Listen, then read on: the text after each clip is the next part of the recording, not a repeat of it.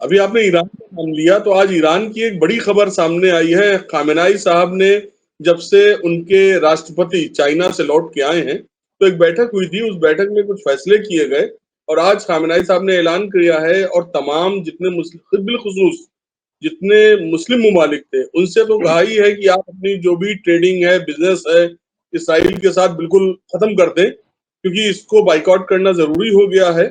और दूसरा ये कि उन्होंने गैर जो मतलब गैर मुल्क ऐसे थे जो मुस्लिम ममालिक से अटैच नहीं थे, उनको भी कहा है। उसमें स्पेन ने अपना काम भी थोड़ा सा किया है, लेकिन स्पेशली एक जबान बड़ी सख्त आई है कि 60,000 फौज तुम अगर बॉर्डर पे लगा रहे हो, गाजा के बॉर्डर पर, तो क्या ये गाजा पर तुम्हारा आखिरी हमला होगा? मतलब ये एक एक वार्निंग है एक तरह की। ईरान ने खुल करके स्पेशली इसराइल के लिए कहा है कि अगर उसने गाजा पर ये हमला किया जो करने जा रहा है और 60,000 फौजों की जैसे चल रही है कि अरेंजमेंट किया करेंगे और कल से लगना शुरू हो जाएंगे, वो लोग उनको मार देंगे, तो उन्होंने कहा कि तुम जो भी कर रहे हो ये क्या आखिरी तुम्हारा हमला होगा?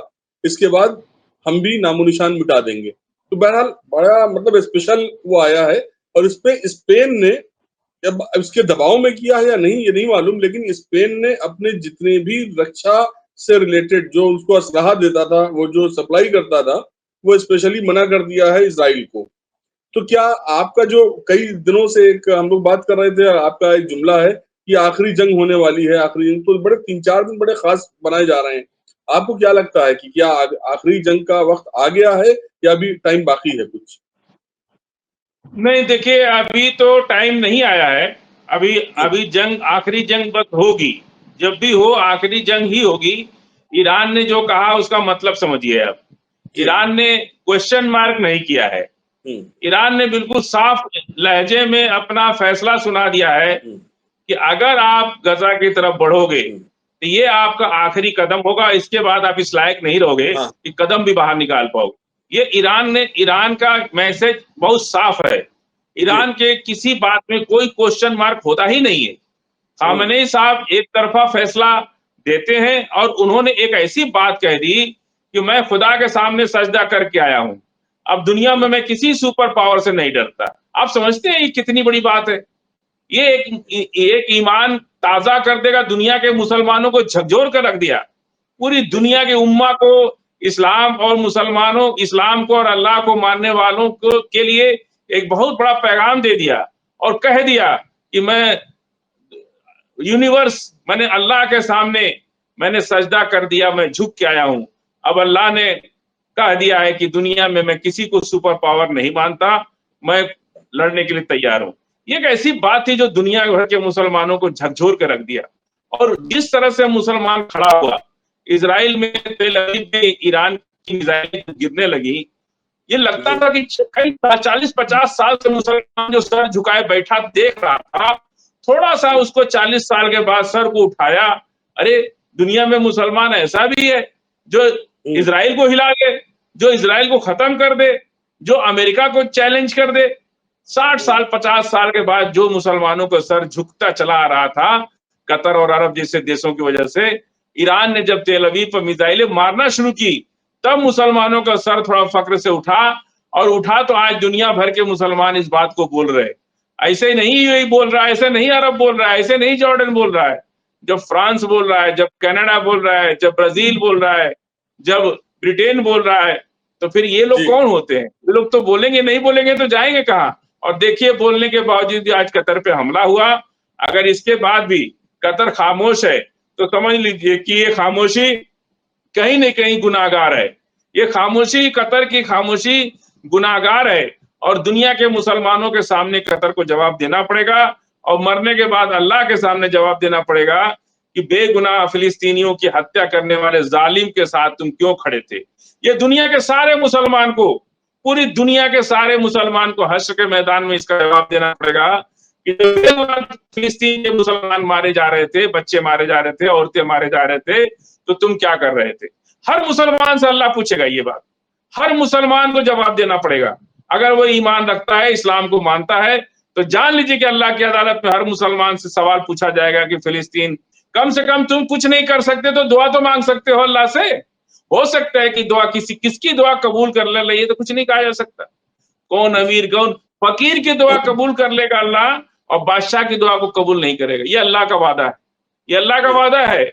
इसलिए दुनिया भर के मुसलमानों से हश्र के मैदान में पूछेगा अल्लाह कि जब फिलिस्तीन के मासूम बच्चे मर रहे थे तो तुम क्या कर रहे थे? क्या उनके लिए तुमने दुआ मांगी? अगर आप कुछ नहीं कर सकते तो कम से कम दुआ तो मांग सकते हैं। कम से अगर आज लाखों लाख करोड़ों करोड़ लोग खड़े हो जाए दुनिया के अंदर, फिर क्या कतर के लोग ही खड़े हो जाए तो क्या कतर को अमेरिका का जवाब देना पड़ेगा, इजराइल का जवाब देना पड़ेगा? इसीलिए डर रहे ये लोग, अरब के मुसलमान, कतर के बादशाह चाहे अमेरिका के साथ हो, पूरी अरब वर्ल्ड के मुसलमान अमन पसंद इंसान पूरी तरह से फिलिस्तीन के साथ हैं। जी, अभी आपने बिल्कुल सही कहा। इसमें एक जुमला और था खामेनाई साहब का।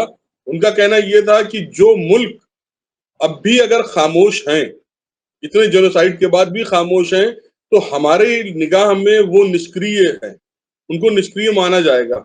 इसको उन्होंने अपील की है सारे मुल्कों से कि इसको बाइकआउट किया जाए।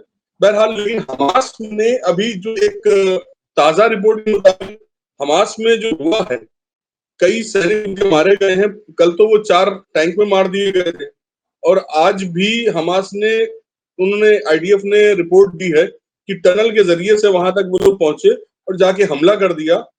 वहां से कुछ टैंक्स वगैरह उनके वापस आ रहे थे, कुछ सामान पहुंचा करके उसी पे उन्होंने कुछ सैनिकों को उनके मार दिया और हमारा लॉस हो गया। सवाल यह है कि 4-4 सैनिक मर जाने के बाद इजराइल कहता है कि हमारा बहुत बड़ा लॉस हो गया। तो इजराइल का एक सैनिक का खर्च तकरीबन कितना होगा फजील साहब?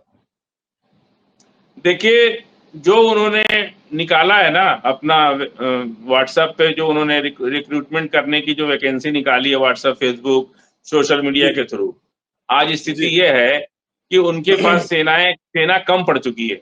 अब रिक्रूटमेंट कर रहे हैं, ये वक्त है रिक्रूटमेंट करने का, ये भर्ती करने का वक्त है। उनके एक सिपाही के ऊपर इंडियन रुपीज से कम 4 से 5 लाख रुपए खर्च होता है बिना लड़ाई के। जब वो लड़ाई नहीं लड़ते उस वक्त उनकी सैलरी, उनका खर्चा बहुत है। ये लोग बहुत पिज्जा बर्गर खाते हैं, महंगी शराब पीते हैं और ज्यादा खाते हैं, हर तरह के इनके बहुत ड्राई फ्रूट्स, ये वो, इनके खर्चे बहुत हैं क्योंकि इन लोगों के पास अथाह पैसा है और पूरी तरह से इनको कोई कोई कमी नहीं होती थी। इस बात के लिए तो हम मानते हैं कि उनके पास पैसे बहुत थे, लेकिन अब स्थिति बदल गई है। अब आईडीएफ में कोई जाना नहीं चाहता। इंडियन रुपीज से 3 लाख या 2 लाख के बीच में कोई फिक्स सैलरी और डिमांड, मतलब रिक्रूटमेंट में अपने को बता रहे हैं कि हम इतना डॉलर पैसा आपको देंगे, आप आइए। और इंडिया के जो सैनिक जा रहे हैं या दुनिया भर से जो वर्कर आ रहे हैं उनके यहाँ काम करने, उसमें से भी रिक्रूटमेंट कर ले रहे हैं लोग, उनको भी फंसा के ले जा रहे हैं। जी, यमन की जो जंग है अभी सामने है बिल्कुल। तो अभी रिपोर्ट जो मिली है, कल हम लोग यही बात कर रहे थे कि यमन बिल्कुल अपनी जगह सही है और हूथी वहां पे कब्जा किए हुए हैं और काम कर रहे हैं अपना। तो यमन की जो जंग है और हूथी का जो हमला है, ये दोनों तबाही के बीच में जो एक प्रायोरिटी है वो ये है कि उनका कहना यह है कि जब तक आप गाजा की जंग नहीं बंद करेंगे तब तक हम हमला नहीं बंद करेंगे। और यमन में खुद तबाही मची हुई है। तो ये सवाल एक आया था मेरे पास, उसमें ये था कि हूती का स्पेशलाइजेशन जो है या प्रायोरिटी जो है वो स्पेशली गाजा के लिए ही क्यों है, जबकि वहां खुद तबाही मची हुई है, वो उसको अपना क्यों नहीं, मतलब अपना घर क्यों नहीं सही कर रहा है? ये सवाल। देखिए, मसला अभी यमन की कोई खबर आप वेस्टर्न मीडिया मत देखा कीजिए, मैं आपको कई बार बोलता हूं, आप वेस्टर्न मीडिया देखिए ही मत। वो टोटली पायरेटेड है, प्लांटेड है। पायरेटेड और प्लांटेड समझते हैं ना, जी पूरा जी। नकली है और पूरा प्रोपोगंडा है। हम तो अच्छा। आज तक कभी, जब से ये जंग शुरू हुई, मैं वेस्टर्न मीडिया को देखता नहीं हूं। सोशल मीडिया को देखना चाहिए। सोशल जी। मीडिया में लोग अपना व्यूज जरूर देते हैं, अच्छा या बुरा, लेकिन कुछ जी। सच्चाई उसके अंदर आती है। तो सच्ची मीडिया सोशल मीडिया देखा कीजिए। आप ये सब वेस्टर्न मीडिया मत देखा कीजिए। जी, अच्छा। अभी बयान था। देखिए, सवाल इस बात का है कि सप्लाई इसलिए रोक दी कि अपना जी। जहाज नहीं डुबवाना चाहता वो। समझ रहे हैं आप? अगर जी, इजराइल को जाएगा लाल सागरे से ना, तो क्या जी, वो हूती जाने देंगे उसको? तो स्पेन अपना जहाज बहुत खर्ची पैसे में ज्यादा बनता है, हूती जहाज डुबा देगा। इसलिए स्पेन, और स्पेन तो ऐसे भी फिलिस्तीन के साथ है, तो उसने तो अच्छा फैसला लिया है कि भाई हम नहीं कुछ देंगे, और इसीलिए मुरझाया हुआ इजराइल गलती पे गलती करता जा रहा है। वो कोई भी जहाज किसी भी कंट्री का, दो ही रास्ते हैं, लाल सागर या मेडिटेरियन सी। उधर तुर्की ने कर दिया है कि भाई हम नहीं जाने देंगे इनका कोई जहाज, ना हमारा जी, जहाज उनके बंदर का। तो मेडिटेरियन सी लॉक है और इधर से लाल सागर लॉक है, तो जाएगा कहां जी, से? हथियार तो छोड़ दिए, खाने पीने का सामान भी नहीं जा पाएगा। और काम भी नहीं हवाई जा जहाज से पाता। कितना, दोनों एयरपोर्ट बंद हो गया, इजराइल हुँ, का दोनों एयरपोर्ट बंद है। हवाई हुँ, जहाज से और अरब के रास्ते बाई जी, बाई रोड कितना सामान जा सकता है? आप समझ हुँ, सकते हैं कि कितना सामान जाएगा। तो ये सब अब इजराइल पूरी तरह से पस्त है, उसको चारों तरफ से घेर दिया गया है। इसी इसी गुस्से में, घबराहट में, बेचैनी में, और गिरता हुआ एक बाल, जब हुँ, जब राजा जो है झाड़ू की एक तीली जैसे ही निकलती है, वो झाड़ू जी, की ग्रिप कमजोर पड़ जाती है, और फिर झाड़ू हुँ, को बिखरने में टाइम नहीं लगता है।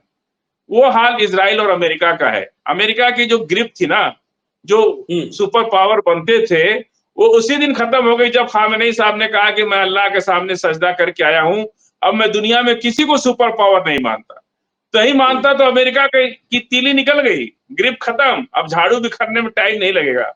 ये खामेनेई साहब ने एक ऐसा मैसेज दे दिया कि जी। पूरी दुनिया अमेरिका को समझ गई कि भाई ये बेकार है, इसको कुछ सुपर पावर मत समझो। जी। चलिए बहरहाल कुछ सवालात थे